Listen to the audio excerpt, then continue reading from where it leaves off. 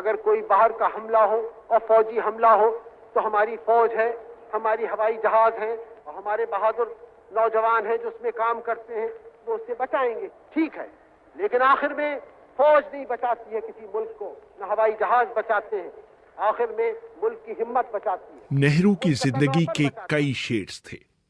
भारतीय जनमानस के महानायक नेहरू, आजादी की लड़ाई लड़ते नेहरू, बच्चों पर प्यार लुटाते नेहरू, फैशन आइकन नेहरू, बेहतरीन किताबें लिखने वाले नेहरू, आशिक मिजाज नेहरू, वगैरह वगैरह। नेहरू के जीवन का सबसे प्रबल पक्ष था भारत के लोगों और आम आदमी से उनका कनेक्ट। डॉक्टर जनक राज जय ने 8 वर्षों तक नेहरू के निजी सहायक के तौर पर काम किया है। एक बार बहुत को डेलीगेशन द्वारा मिलने आए थे पंडित जी से, साउथ ब्लॉक में थे, और पंडित जी लेट हो गए, लेकिन यह है कि he used to take little nap in lunch time. Came home और देखा कि वो जो नथु इनका सर्वेंट था वो इंतजार करते करते, क्योंकि पंडित जी का ये फरमान था कि मेरे आने से आधा घंटा पहले आप ठंडी मशीन एयर कंडीशनर इसको आधा घंटा पहले खोलो। उसने आधा घंटा पहले खोल लिया। पंडित जी का पता भी इतने बजे आते हैं, लेकिन लेट हो गए। अब वो नथु वही सो गया दरवाजे पर ही इंतजार करता करता। पंडित जी जब आए तो उन्होंने देखा ये सो रहा, और सिक्योरिटी वाले बड़े परेशान, क्या करें। उन्होंने कहा बिल्कुल मत छेड़ो इसको, सोए रहने दो। उसी से जंप करके he went in his room and he had a nap, change his clothes. जब बाहर निकले तो फिर सो रहा था, तो उसने गार्ड जो बैठे थे कि देखो एक आदमी यहाँ खड़ा रहे, जब तक ये सोया हुआ है इसको सोया रहने दो, बिल्कुल नहीं जगाना। And he jumped and he went to the office. So this was his personality. और सारे सिक्योरिटी वाले परेशान। जब वो उठा तो उन्होंने कहा, हैरान हो गया वो बेचारा, बड़ा हक्का बक्का, कहता घबराओ नहीं, हमारी ड्यूटी तुम्हारे ऊपर लगी हुई थी कि भाई तुम जब तक जागो नहीं तुम्हें कोई छेड़ना नहीं है। जहां तक सार्वजनिक जीवन में ईमानदारी की बात है, जाने माने पत्रकार कुलदीप नैयर कहते हैं कि पंजाब के पूर्व मुख्यमंत्री भीमसेन सच्चर ने नेहरू के बारे में उन्हें एक ऐसी बात बताई जिसकी आज के युग में कल्पना भी नहीं की जा सकती। हुआ यूं कि नेहरू की बहन विजय लक्ष्मी पंडित एक बार शिमला के राजभवन में रुकी और वहां का बिल उन्होंने नहीं चुकाया। राजभवन में आजकल तो फ्री सारा चलता है, लेकिन उस वक्त हिसाब रखा, हिसाब तो अब भी रखते होंगे, शायद राइट ऑफ करते होंगे, तो वो उनका हिसाब चलता रहा। तो शायद 2500 रुपया उनके जिम्मे था विजय लक्ष्मी पंडित के। तो भीमसेन सच्चर हुआ करते थे, तो उन्होंने ये जब रकम देखी तो उन्होंने पंडित जी को लिखा कि देखिए ये 2500 उन्होंने खर्चे थे पैसे, तो अभी तक मिले नहीं, वो चलते रहते हैं। तो मुझे बुरा लगता है कि मेरे प्राइम मिनिस्टर के बहन ने ऐसा किया, तो उसका क्या करें। कहने लगे देखो भीमसेन, मैं तुम्हें एकदम तो नहीं भेज सकता, लेकिन 5 किस्तों में तुम्हें पैसा दे दूंगा। तो 5 किस्तों में उन्होंने वापस कर दिया। लेकिन आज कोई ये बात सोच नहीं सकता, ना तो कोई चीफ मिनिस्टर लिख सकता है। विजय लक्ष्मी पंडित की बात चली है तो बहुत पहले उन्होंने बीबीसी को दिए गए एक इंटरव्यू में बताया था कि एक बार उनका अपने बड़े भाई जवाहरलाल नेहरू से झगड़ा हुआ था। मैं उनसे 10 वर्ष छोटी थी, मगर चूंकि हम लोग इस तरह से पले थे तो बहस तो बहुत होती थी और मुखालफत भी होती थी, एक दूसरे से हम झगड़ा भी करते थे, मगर अंत में कुछ ऐसा होता था कि वही जो कहते थे वो मैं कर ही लेती थी। बाद में मैं सोचती थी कि बात मैंने क्यों की, खासकर जब मैं राजदूत हो चुकी थी। कई ऐसी बातें हुई कि जिनमें मैं सहमत नहीं थी अपने गवर्नमेंट से। मसलन वो हंगरी के मसले के ऊपर मैं यहाँ थी लंदन में, मैं बुलाई गई वहाँ, मुझसे कुछ कहा गया यहाँ कहने के लिए जो कि मैं समझती थी ठीक है। फिर संयुक्त राष्ट्रों में कृष्ण मेनन ने और हमारे नेताओं ने कुछ और कहा तो मुझे बहुत बुरा मालूम हुआ, मगर मैंने गलत उसको समझा, तो उसके ऊपर मेरी कुछ भाई के साथ थोड़ा सा झगड़ा भी हुआ। मगर वो जैसे कि मैंने बताया ना, रख रखाव, बड़ा भाई कोई एक ऐसी चीज़ होता था कि चाहे भले ही मैं मानती थी कि ये मेरे प्रधानमंत्री हैं, बड़े भाई नहीं हैं, मगर वो दोनों रिश्ते मिल ही जाते थे और कहना मैं मान ही लेती थी उनका। नेहरू अपने ऊपर बहुत कम पैसे खर्च करते थे। उनके सचिव और जीवनीकार एमओ मथाई बताते हैं कि कई मामलों में उन्हें कंजूस कहा जा सकता था, लेकिन एक बार उन्होंने सेस ब्रूनर की गांधी की गहन सोच की मुद्रा में बनाई गई पेंटिंग खरीदने के लिए 5000 रुपए खर्च करने में 1 सेकंड का भी समय नहीं लिया था। उनके सुरक्षा अधिकारी एफ रुस्तम जी अपनी किताब आई वॉज नेहरू शैडो में लिखते हैं। एक बार डिब्रूगढ़ की यात्रा के दौरान जब मैं उनका सिगरेट केस लेने उनके कमरे में गया तो मैंने देखा कि उनका नौकर उनके फटे हुए काले मोज़ों को सिल रहा है। नेहरू को बर्बादी बहुत नापसंद थी। कई बार वो कार रुकवाकर अपने ड्राइवर को भेजते कि वो बगीचे में चल रहा पानी का पाइप बंद करके आए।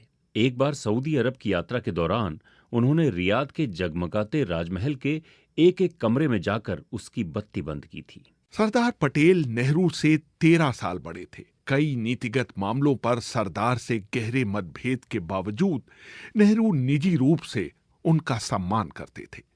जाने माने पत्रकार इंदर मल्होत्रा एक दिलचस्प किस्सा बताते हैं। सरदार पटेल का घर पंडित जी के घर के बहुत पास था, तो वो हमेशा पैदल जाते थे वहां पे, और उनको कहा था कि आपको आने की जरूरत नहीं है, जब मुझसे कुछ बात करनी है मैं आऊंगा। मौलाना आजाद जरा दूर रहते थे तो वहां मोटर में बैठ के हमेशा जाते थे, गपशप करते थे उनसे। और टेलीफोन पे ये कर्टसी थी कि फोन खुद मिलाते थे और बात करते थे उनसे। एक दिन उन्होंने एमओ मथाई, जो उनके सबसे बड़े प्राइवेट सेक्रेटरी थे, उनको कहा कि जरा मौलाना साहब से बात कराइए।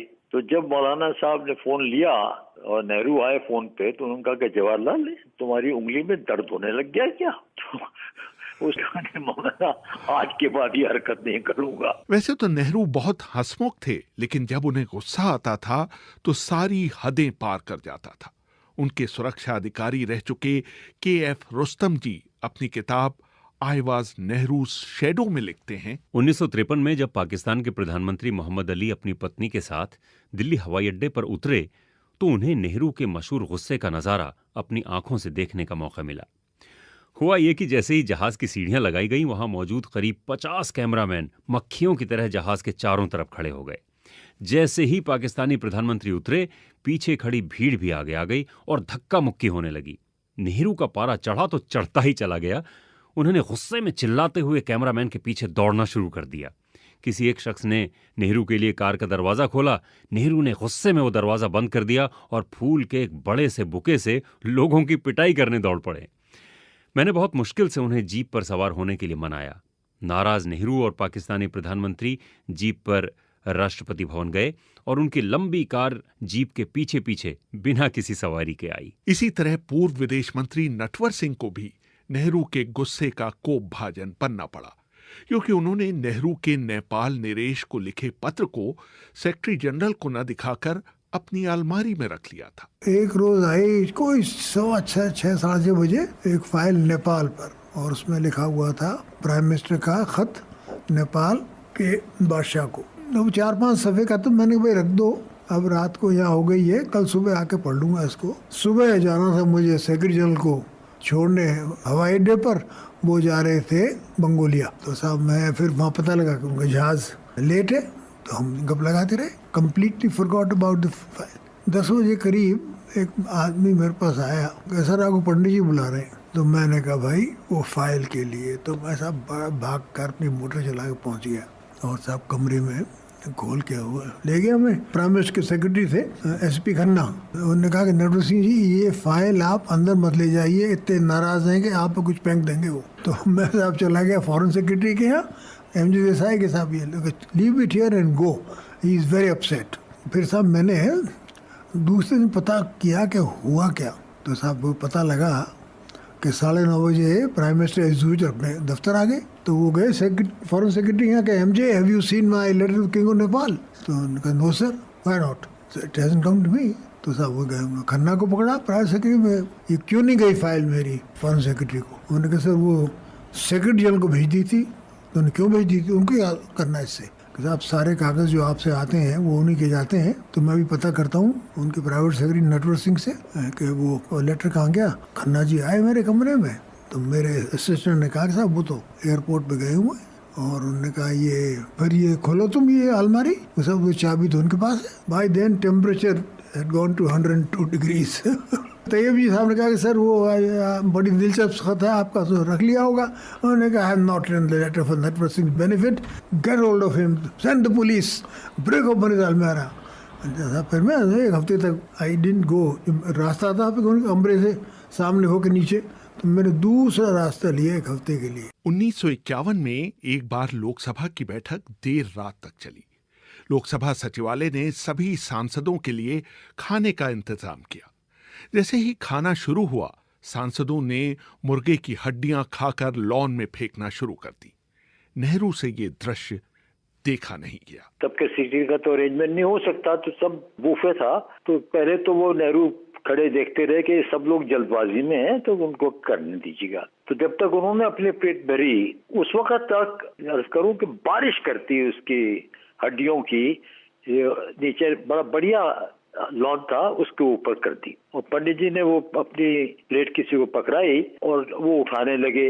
अब उसपे नेचुरली बहुत ही शॉकिंग शॉकवेव हो गई। और उसके दौरान में सब लोग इंक्लूडिंग दी जिन्होंने ये सब बेवकूफ़ी की थी, वो भी शामिल हो गए। और वो जल्दी से खैर साफ हो गया। फिर सबको हाथ धोने के लिए बाथरूम थोड़ा कुछ जाना पड़ा। और जवाहरलाल ने उसके बाद कुछ खाया भी नहीं और वो चले गए। 27 मई 1964 को जब नेहरू का निधन हुआ तो उनकी मेज पर रॉबर्ट फ्रॉस्ट की ये 4 पंक्तियां लिखी हुई मिली थी।